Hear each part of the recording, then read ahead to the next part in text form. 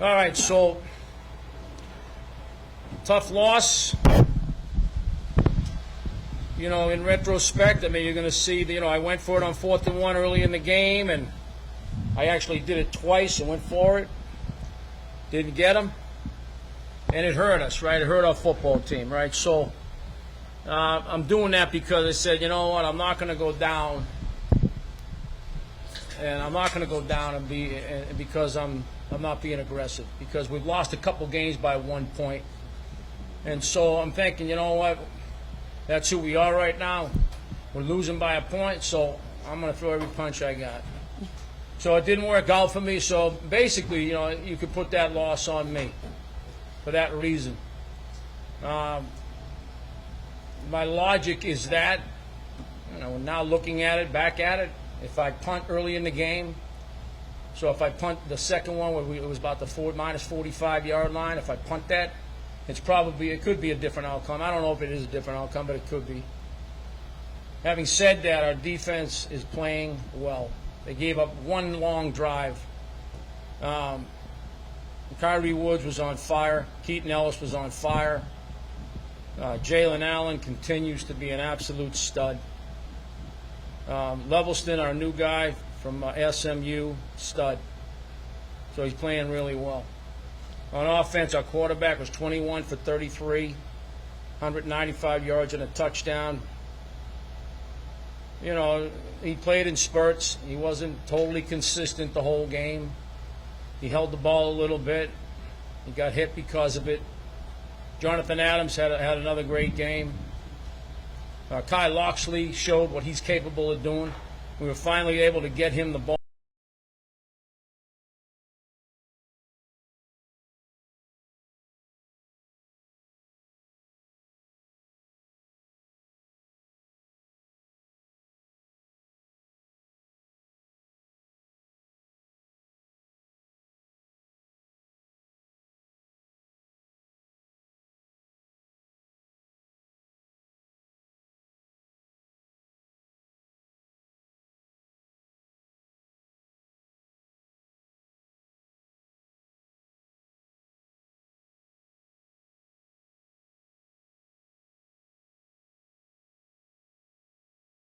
In the back, but we didn't get that call, so that's the way that goes. But overall, if I sum that up, our offense has to be better, period. That's it. All right, we'll go ahead and open up for questions and pass you a mic, and please state your name and affiliation and your question.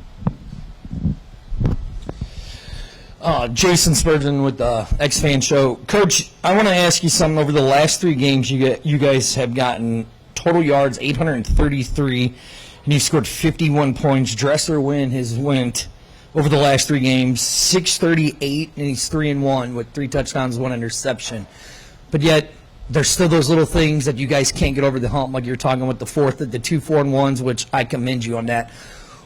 With all that being said and the positives, how do you keep motivating these guys to keep playing hard? Great question. You're trying to win football games, and that's the way it is, right? So at the same time, you're trying to develop players to become better players and for their own personal journey. But for me to say that I'm not trying to win the game is total junk, because I am trying to win that game. I tried to win that game with everything I had today, and we lost it. So it's a great question. It's something that needs to be analyzed right now. I can just tell you this, for going in for the rest of the year, I've never been comfortable with our quarterback situation. So I'm comfortable with him as our starter, of course. I think he's earned that, and I think he's done a heck of a job. But I've never been comfortable with what the other 2 guys have gone through. And that's a long story, what they've gone through this year. So I'll do some things this week that not everybody will agree with, but I'm going to do it. So that's about it. Yeah, Coach, I wanted to ask about, obviously the offense had a tough time getting going, but to lose Wes Hills and only have one active running back for that whole second half, can you just kind of talk about how that impacts an offense and what you try to do? Yeah, I mean, so the bottom line is that this is this is about right for me. This is about the story of my life right here. It's going to do it again. Go ahead. So, yeah, it had nothing to do with us losing that game. As impactful as a player as he is, and I love him to death, and he is a big reason why you're going to win games. But when I just look at it and I really analyze it, it's not the reason that we lost. I thought Deneric played really well. I thought our offensive line played well in spots running the ball, but then we weren't great the whole day running the ball. We were average in the second half up front running the football. Solid job in pass protection in general. We had the one hold at the end of the game. But to answer your question, he would be a terrible loss. I don't think he's going to be out for long, so I was really happy when they said it wasn't his knee, it's his calf. So that's a great thing for me because I love that kid, and he's a good player, and he deserves every shot that he's getting right now. So does that answer it for you? And then to follow up on that, you talked a little bit about the defense and their effort. I mean, the second half, they held St. Louis to just 3 points. Can you just talk about the job that Jaron Horton has done and just this entire defensive staff? Fantastic coach, right? He's done a great job. And I've said it to the defense, and I know the defensive coaches appreciate it, but I've said to the defense throughout the year, like in this football game today, right, what did they give up? They gave up one drive. That's it. I put them on a short field twice. They gave up one drive. They had a great turnover that we got, the interception, which was a huge play in the game. They kept us in the game the whole time.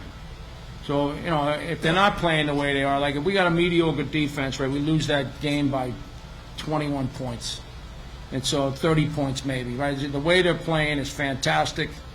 And again, I know I sound like a broken record, but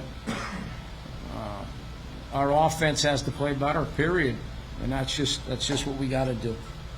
So they've done a great, to answer your question, he's done a great job, and our defense is playing well enough to win.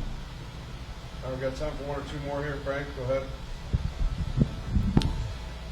At the end of the first half, for you guys scored on that drive, and then the defense let the Battlehawks essentially erase that score. Just how much of a momentum swing was that going in at halftime? It would have been, a lesser margin than what it ended up being. So I mean, anytime, obviously you'd like to finish on the high note. We finished on the low note. That's why I was like, we were trying to go 2 minutes there to get it back, see if we couldn't kick a field goal, but then it was a cluster. We didn't gain anything, and I was like, you know what, we had 8 seconds left. They said there was a penalty. They said it's a 10-second runoff. If you could take a timeout and not have the rise, just let it run off and get out of here. Because I didn't want to give them another shot at a long field goal. Their kicker's an unbelievable player. So that was the thinking there, but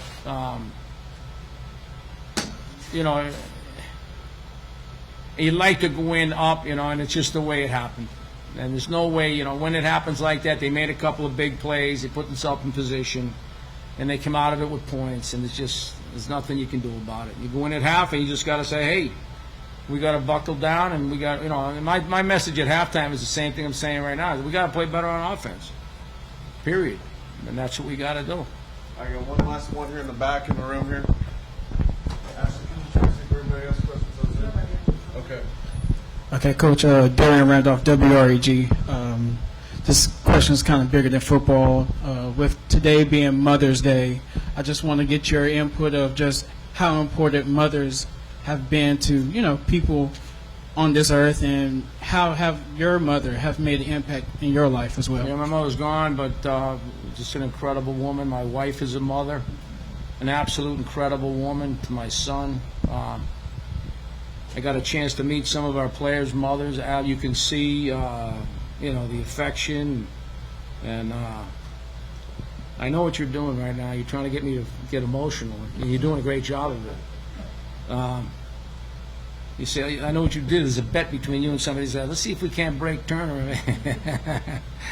No, it's a great day.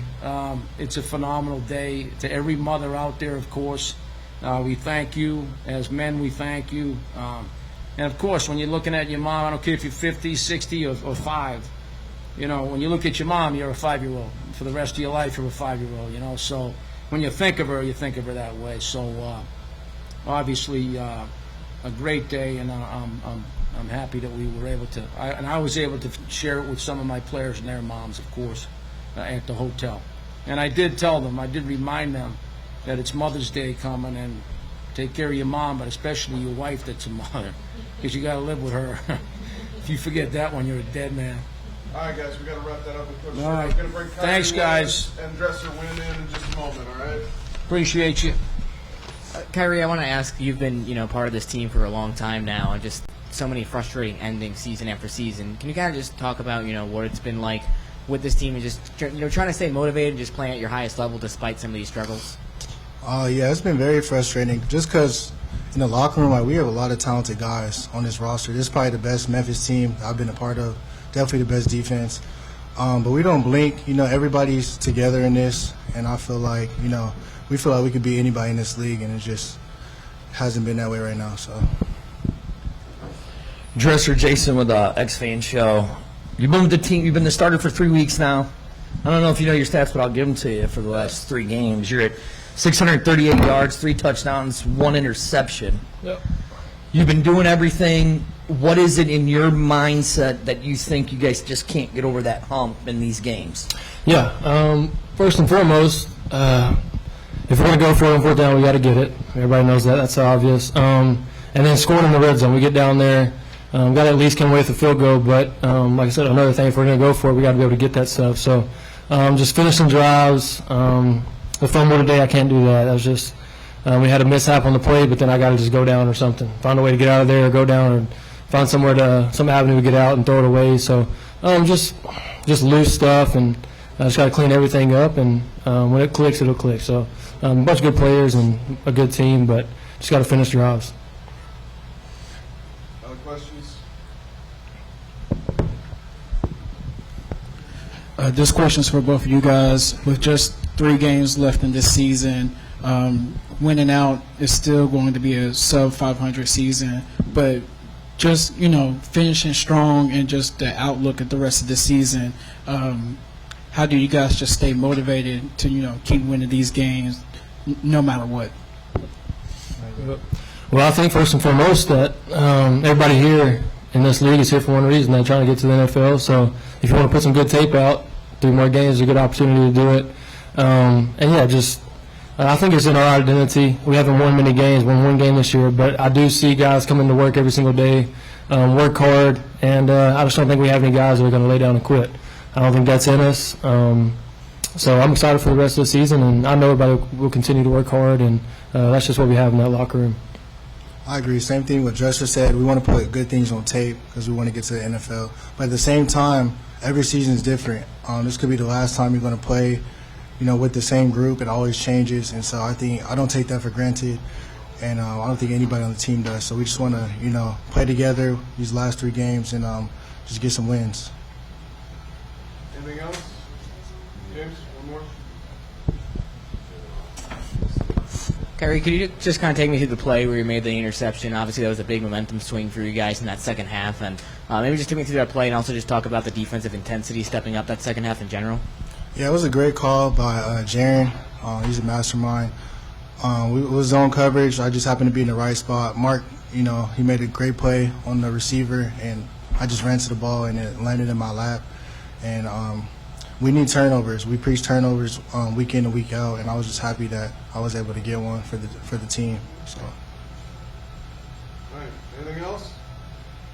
What do your moms mean to you? Yeah, I'll go first. My mom, she means everything to me. She's standing out there right now. Came to the game. Her and my grandmother did. So she's. We're on TV. Did you know that? I didn't know that. It's good though. Good for them. But no, me and my sisters, we know that Without her, everything we've done, none of it would be possible. And she's been so good to us, sacrificed so much for us, and she's always been there for us. So, a great mom. Blessed to have her. Love her. My mom, she's my superhero. She's really my best friend. It's been just me and her for, some years, and she really stepped up to the plate, and so that's my rock right there. So everything I do is for her, and I'm just grateful that she's able to watch me every week. So I try to play for her. Thank you, guys. Appreciate it. Appreciate y'all. Thank you all.